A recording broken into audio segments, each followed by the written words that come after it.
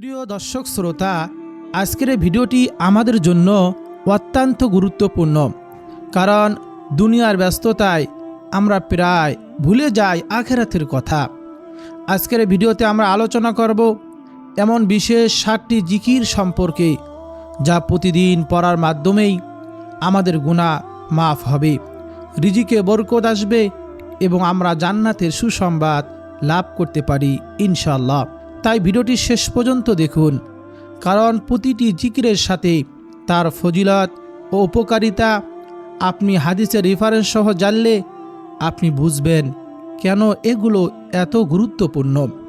প্রিয় দর্শক শ্রোতা, আপনার কাছে ছোট্ট একটি অনুরোধ, এই ভিডিওতে একটি লাইক দিন, কমেন্ট বক্সে আলহামদুলিল্লাহ লিখে আমাদের এই ছোট্ট দিন প্রচারের প্রচেষ্টাকে উৎসাহিত করুন। আপনার সম্মতি ও কৃতজ্ঞতা প্রকাশ করুন। চলুন তাহলে শুরু করা যাক। 1 নম্বর জিকিরটি হলো লা ইলাহা ইল্লাল্লাহ। আল্লাহ ছাড়া কোনো সত্যিকার ইলাহ নেই। আল্লাহ তাআলা পবিত্র কুরআনুল কারীমের মধ্যে বলেন, ফা'লাম আন্নাহু লা ইলাহা ইল্লাল্লাহ। জেনে রাখো আল্লাহ ছাড়া কোনো ইলাহ নেই। বলুন না সুবহানাল্লাহ। এই জিকিরকে বলা হয় শ্রেষ্ঠ জিকির। রাসূলুল্লাহ সাল্লাল্লাহু আলাইহি ওয়াসাল্লাম হাদিসের কিতাবে বলেন, মান কানা আখিরু কালিমাতিহি লা ইলাহা ইল্লাল্লাহু দাখালাল জান্নাহ। আবু দাউদ শরীফে এসেছে, যার শেষ কথা হবে লা ইলাহা ইল্লাল্লাহ, সে জান্নাতে প্রবেশ করবে। বলুন না সুবহানাল্লাহ। নবীজি সাল্লাল্লাহু আলাইহি ওয়াসাল্লাম আরো বলেন, আফদলুজ যিকরি লা ইলাহা ইল্লাল্লাহ। সর্বশ্রেষ্ঠ জিকির হলো লা ইলাহা ইল্লাল্লাহ। বলুন না সুবহানাল্লাহ।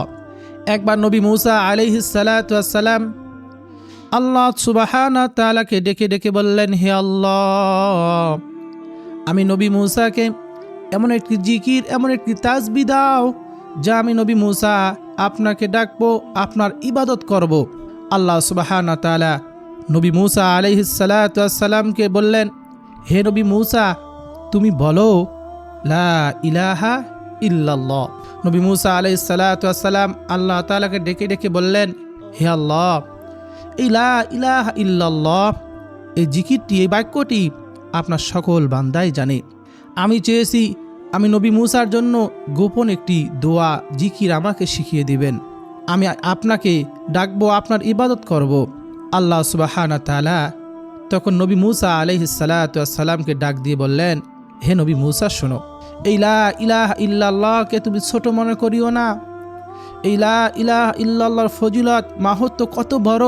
শোনো, আমি আল্লাহ ছাড়া 7 আসমান, 7 জমিন, সকল সৃষ্টিকুলকে যদি তুমি এক পাল্লায় রেখে দাও, অপর পাল্লায় লা ইলাহা ইল্লাল্লাহ যদি রেখে দাও, এই লা ইলাহা ইল্লাল্লাহর পাল্লা ভারী হয়ে যাবে। বলুন না সুবহানাল্লাহ। এই জন্য লা ইলাহা ইল্লাল্লাহ জিকিরটি আমরা বেশি বেশি করব। সব থেকে শ্রেষ্ঠ জিকির হলো এই লা ইলাহা ইল্লাল্লাহ। যার শেষ কথা হবে লা ইলাহা ইল্লাল্লাহ, সে জান্নাতে চলে যাবে। বলুন না সুবহানাল্লাহ। এখন শেষ কথা কার নসিবে হবে? যারা জীবিত থাকা অবস্থায় দীর্ঘদিন সকাল সন্ধ্যায় ঘুমানোর আগে এই জিকির বেশি বেশি করবে, আল্লাহ সুবহানাহু তাআলা তার মৃত্যু সজ্জায় শেষ সময় তার মুখে চলে আসবে লা ইলাহা ইল্লাল্লাহ মুহাম্মাদুর রাসূলুল্লাহ। যার শেষ কথা হবে এই বাক্যটি, তার কপাল কত ভালো, তার নসিব কত ভালো, সে মৃত্যুবরণ করার সঙ্গে সঙ্গে আল্লাহ সুবহানাহু তাআলা তাকে জান্নাত দান করবেন। আল্লাহ তাআলা যেন আমাদের সবাইকে শেষ সময়, মৃত্যুর সময় এই কালিমা নসিব করেন। সকলে বলি আমিন। প্রিয় ভাই বোনেরা, রাতে ঘুমানোর আগে যদি আমরা এই কালিমা বারবার পাঠ করতে পারি, আমাদের সকাল সন্ধ্যায় এই জিকিরটি করতে পারি, ইনশাআল্লাহ আমাদের শেষ কথা হবে লা ইলাহা ইল্লাল্লাহ এবং আমাদের শেষ ঠিকানা হবে আল্লাহ তাআলার জান্নাত। বলুন না সুবহানাল্লাহ। তাই ঘুমানোর আগে অবশ্যই জিকিরটি বেশি বেশি করব, সকাল সন্ধ্যায় এই জিকিরটি করব। হে আল্লাহ, আমাদের সবাইকে সে তৌফিক দান করুন। সকলে বলি আমিন। প্রিয় ভাই বোনেরা, দ্বিতীয় জিকিরটি হলো ইস্তেগফার। রাসূলুল্লাহ সাল্লাল্লাহু আলাইহি ওয়াসাল্লাম আমাদেরকে এমন একটি ইস্তেগফার শিখিয়ে গিয়েছেন যে ইস্তেগফার শুধু একবার পাঠ করবেন ঘুমানোর আগে, সকালে একবার পাঠ করবেন, কিন্তু জান্নাতে যাওয়ার এরকম গ্যারান্টি দিয়েছেন স্বয়ং নবীজি সাল্লাল্লাহু আলাইহি ওয়াসাল্লাম। নবীজি হাদিসের মধ্যে বলেন, মান ক্বালাহা মিনান নাহারি মুকিনা বিহা ফামাতা মিন ইয়াউমি ক্বাবলা আইয়ুমসিয়া ফাহুয়া মিন আহলিল জান্নাহ। লম্বা হাদিস। নবীজি এই হাদিসের মধ্যে বলেন, যে ব্যক্তি রাতে দীর্ঘ বিশ্বাসের সাথে এই ইস্তেগফার পড়বে এবং ভোর হওয়ার আগে যদি মৃত্যুবরণ করে, সে জান্নাতি হবে। বলুন না সুবহানাল্লাহ। আবার কোনো ব্যক্তি যদি সকালবেলা ফজরের নামাজের পর শুধুমাত্র একবার পাঠ করতে পারে, সে যদি সন্ধ্যা হওয়ার আগে মৃত্যুবরণ করে, তাহলে সে জান্নাতি হবে। বলুন না সুবহানাল্লাহ। কত ছোট আমল 1-1.5 মিনিটে পড়া যায়, কত বড় প্রতিদান, কত ফজিলত। বলুন না সুবহানাল্লাহ। এই জন্য নবীজির শিখানো এই ইস্তেগফারটি ঘুমানোর আগে সকালে একবার করে পাঠ করব। সে ইস্তেগফারটির নাম হলো সাইয়্যিদুল ইস্তেগফার। গুনাহ মাফের শ্রেষ্ঠ দোয়া বলা হয়, ইস্তেগফারের সর্দার বলা হয় এই সাইয়্যিদুল ইস্তেগফারটি। চলুন একবার সাইয়্যিদুল ইস্তেগফারটি শুনে আসি।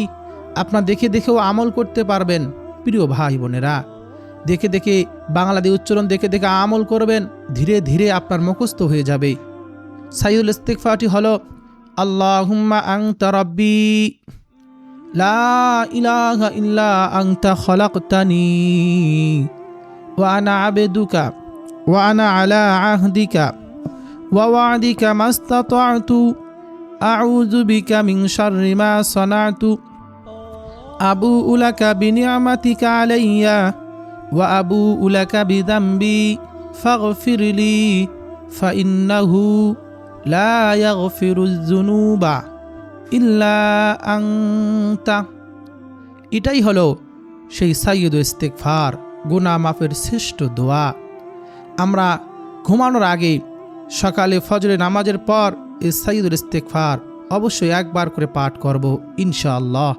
আল্লাহ তাআলা আমাদের সবাইকে সে তৌফিক দান করুন, আমিন। প্রিয় ভাই বোনেরা, ঘুমানোর আগে তৃতীয় জিকিরটি ও আমলটি হলো, যে আমল স্বয়ং নবীজি সাল্লাল্লাহু আলাইহি ওয়াসাল্লাম প্রত্যেক দিন করতেন। এই আমল যদি আমরা অনুকরণ করে করতে পারি, আল্লাহ তাআলা আমাদেরকে সকল ধরনের ক্ষতি থেকে, বালা মুসিবত থেকে, রোগ থেকে, জাদুটোনা থেকে, শয়তানের শয়তানি থেকে, সকল ধরনের ক্ষতি থেকে আমাদেরকে হেফাজত করবেন। আখিরাতে তো এর সুফল পাবো, দুনিয়াতেও আমরা এগুলো থেকে আমরা উপকৃত হতে পারবো ইনশাআল্লাহ। সেই দোয়া ও জিকিরটি হলো সূরা ইখলাস, সূরা ফালাক এবং সূরা নাস। এই তিনটি সূরা রাসূলুল্লাহ সাল্লাল্লাহু আলাইহি ওয়াসাল্লাম প্রতি রাতে যখন ঘুমাতেন তখন উভয় হাতের তালু একসঙ্গে করতেন, করে 3 বার করে পড়তেন। এইভাবে কুল হুয়াল্লাহু আহাদ আল্লাহুস সামাদ লাম ইয়ালিদ ওয়া লাম ইউলাদ ওয়া লাম ইয়াকুল লাহু কুফুয়ান আহাদ। এইভাবে নবীজি সূরা ইখলাস পাঠ করতেন, তারপর সূরা ফালাক পাঠ করতেন, কুল আউযু বিরাব্বিল ফালাক, তারপর সূরা নাস পাঠ করতেন, কুল আউযু বিরাব্বিন নাস। এই 3টি সূরা একবার পাঠ করে নবীজি 2 হাতের তালুতে ফু দিতেন, আর যতটুকু সম্ভব মাথা থেকে মুখমণ্ডল থেকে মাসেহ করতেন। নবীজি এইভাবে 3 বার করতেন।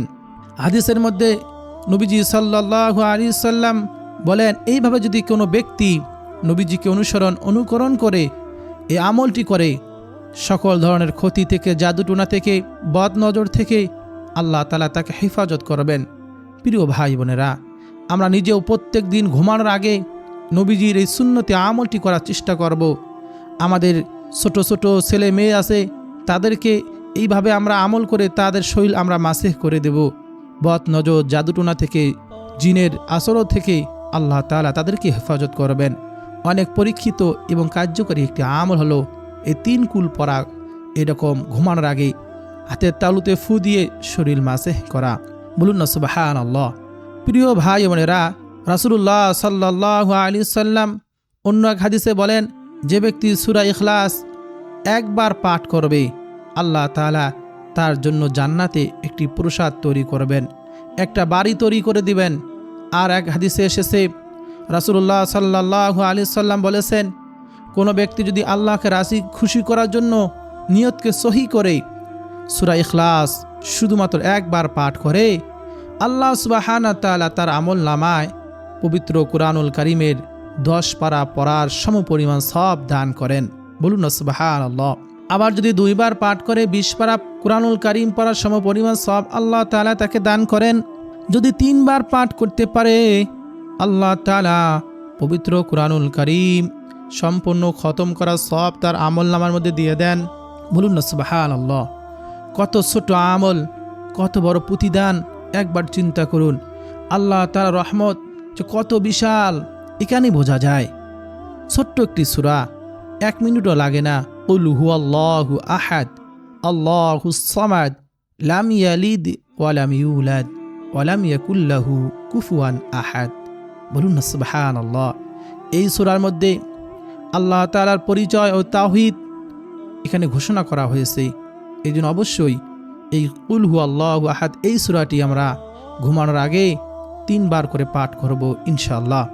প্রিয় ভাই বোনেরা, 4 নম্বর ঘুমানোর আগে আমলটি হলো ঘুমানোর সময় আয়াতুল কুরসি পড়া। এই আয়াতুল কুরসি ঘুমানোর আগে একবার পাঠ করলে সারা রাত তার উপর আল্লাহ তাআলার পক্ষ থেকে একজন রক্ষক থাকবে, ফেরেশতা থাকবে, হেফাজতকারী থাকবে তার পাহারাদার হিসাবে, এবং শয়তান তার কাছে আসতে পারবে না। বলুন না সুবহানাল্লাহি ওয়া বিহামদিহি। আমরা আমাদের নিরাপত্তার জন্য সিসি ক্যামেরা, ওয়াল, দারোয়ান রাখি গেটে, এগুলো করতে হবে ওসিলা হিসাবে, কিন্তু প্রকৃত নিরাপত্তা দিতে পারে কে? আল্লাহ তাআলা।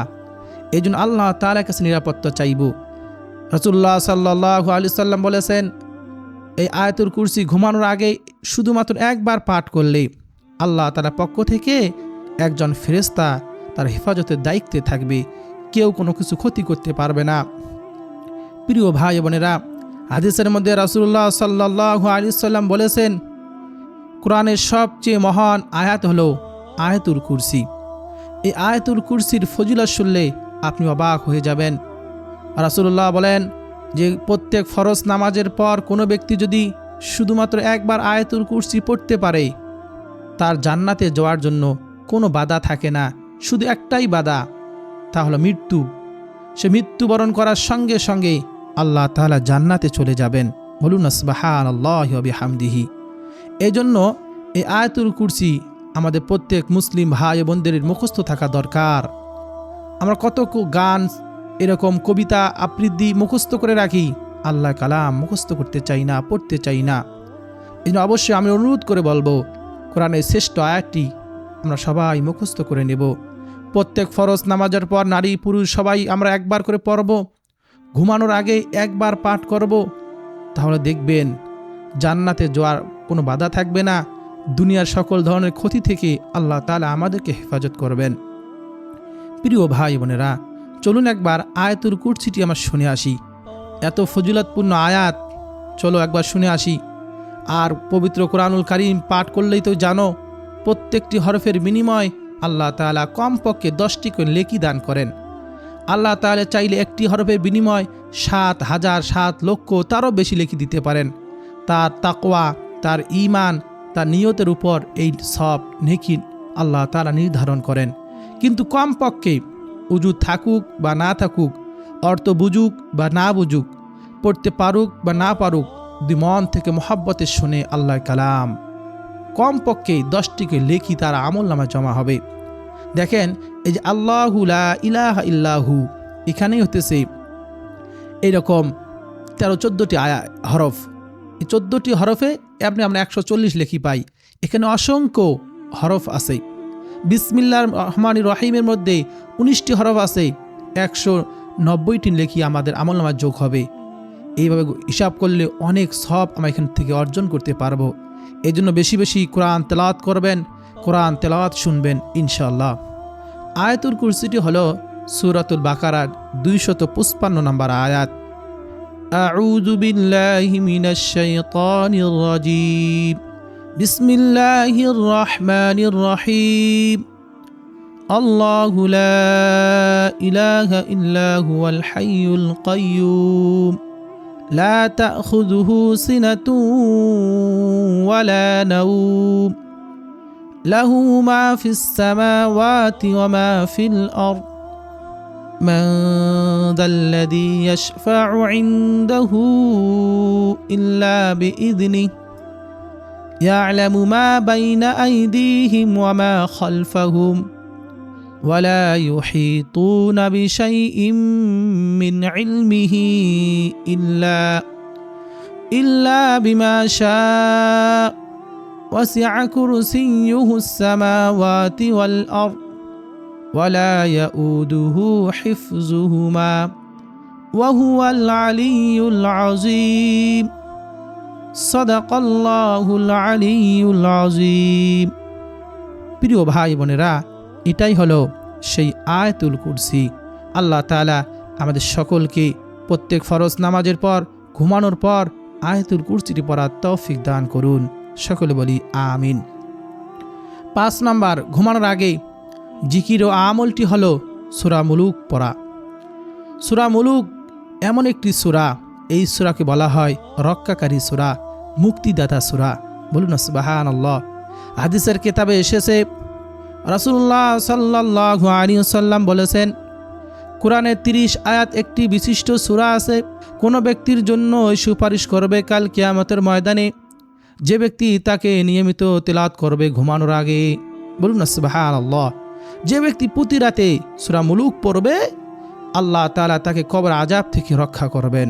এই জন্য কবরের আযাব থেকে যে আমরা হেফাজত থাকতে চাই, রক্ষা পেতে চাই, কাল কিয়ামতের ময়দানে এই সূরা আমাদের পক্ষে সুপারিশ করুক। আমরা যদি চাই এই সূরাটি ঘুমানোর আগে আমরা তেলাওয়াত করব। শুধু দুনিয়ায় আমরা তো ফল পাবই, এই সুফল ভোগ করব সূরা তেলাওয়াত আমল করার কারণে, আখিরাতেও কবরেও এই আমল আমাদের অনেক কাজে আসবে ইনশাআল্লাহ। হাদিসের কিতাবে এসেছে, ইবনে আব্বাস রাদিয়াল্লাহু তাআলা আনহু বলেন, এই সূরা কবরে তার পাঠকারীর জন্য ঢাল হয়ে দাঁড়াবে। বলুন না সুবহানাল্লাহ। এই সূরা পাঠ করলে যখন আযাবের ফেরেশতারা কবরে আসে, তখন এই সূরা ঢাল হয়ে দাঁড়াবে, যে এই সে আমার নিয়মিত আমাকে আমল করেছে, পাঠ করেছে, সে ঢাল হয়ে দাঁড়াবে। বলুন না সুবহানাল্লাহ। এই জন্য ঘুমানোর আগে সূরা মুলুক অবশ্যই আমরা তেলাওয়াত করে ঘুমাবো ইনশাআল্লাহ।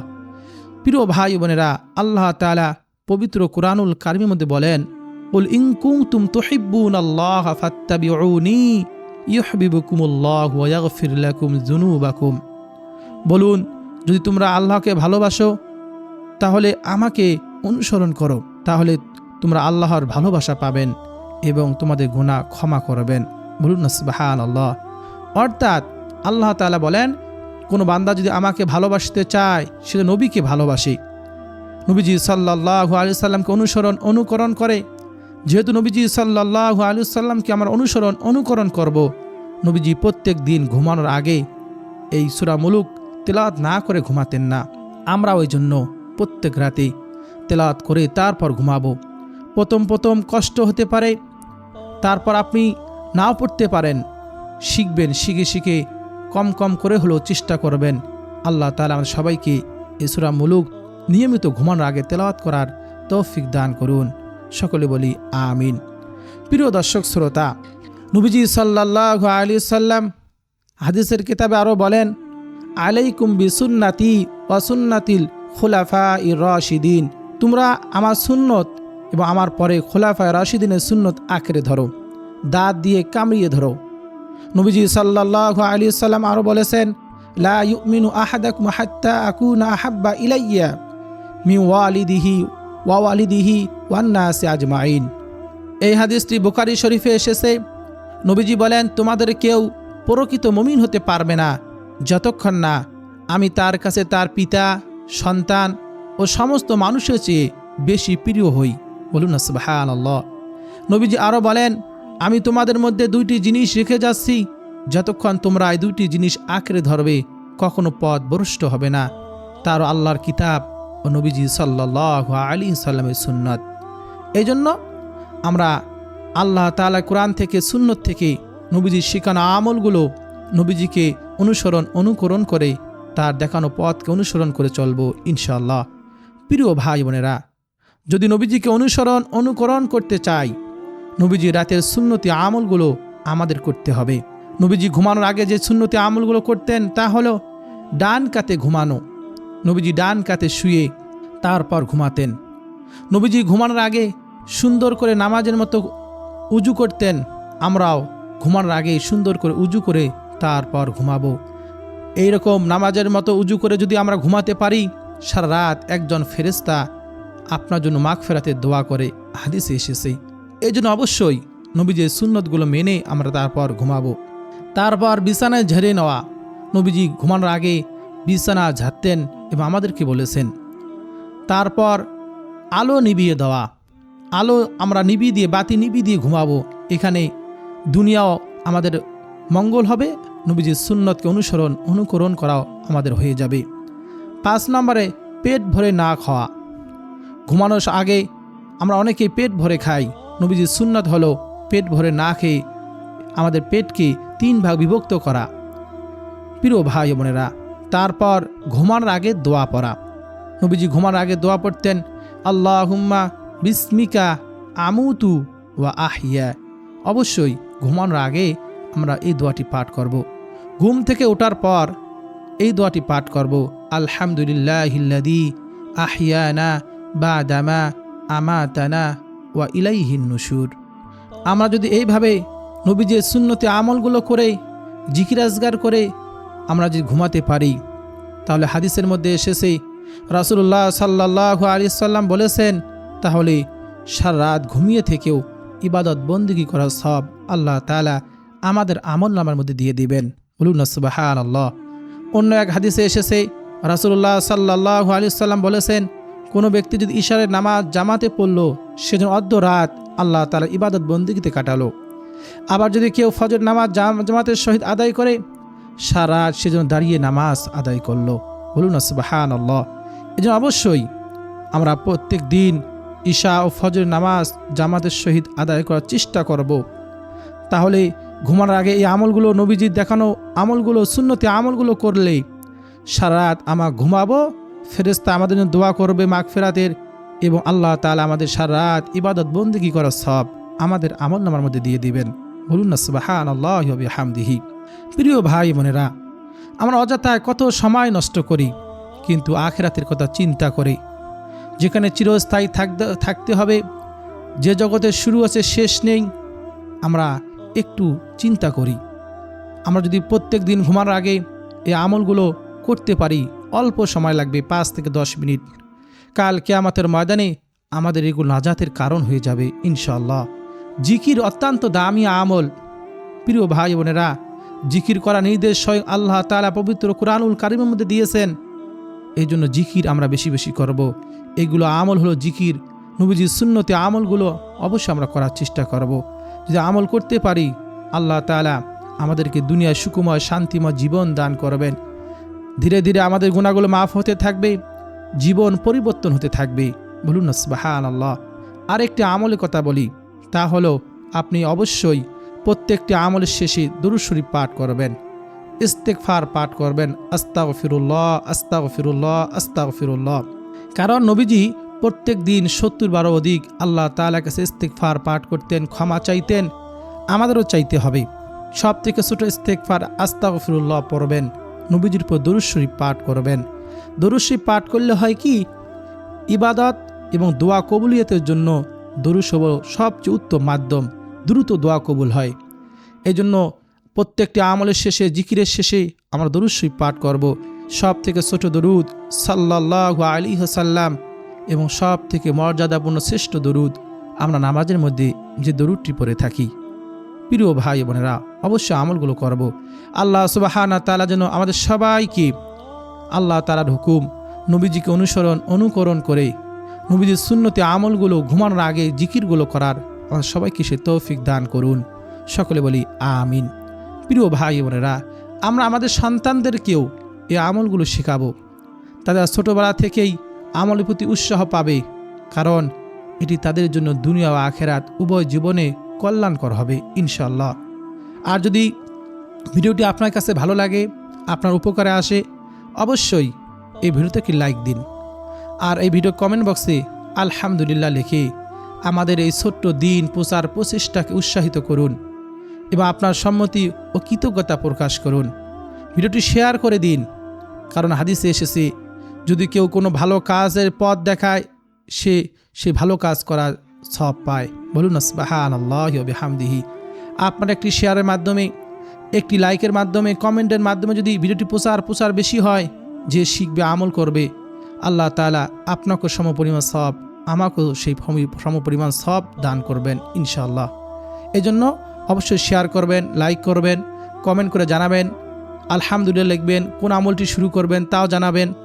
আর চ্যানেলটি সাবস্ক্রাইব করে পাশে থাকা বেল বাটনটি অন করে রাখবেন, কারণ আমি প্রত্যেক দিন সন্ধ্যার পর মাগরিবের নামাজের পরেই ভিডিও আপলোড দিয়ে দেই প্রত্যেক দিন। আপনি নিয়মিত এগুলো আমল দেখবেন, শিখবেন। শুনতে দেখতে এক সময় আপনার মনটা নরম হয়ে যাবে, আমলের প্রতি আগ্রহ বাড়বে। আমলগুলো জানা থাকলে যে কোনো সময় আপনি যখন জানা থাকলো যে ফরজ নামাজের পর আয়াতুল কুরসি পাঠ করলে কি ফজিলত, আপনি ফরজ নামাজ শেষ করলেন, আপনার স্মরণ হলো এই আমলটির কথা, আপনি আয়াতুল কুরসিটি পড়লেন, এটাই হলো উপকারে আসবে ইনশাআল্লাহ। আল্লাহ তাআলা আমাদের সবাইকে সে তৌফিক দান করুন এবং আল্লাহ তাআলার হুকুম, নবীজির সুন্নত অনুযায়ী আমাদের সবাই জীবনকে পরিচালনা করার তৌফিক দান করুন।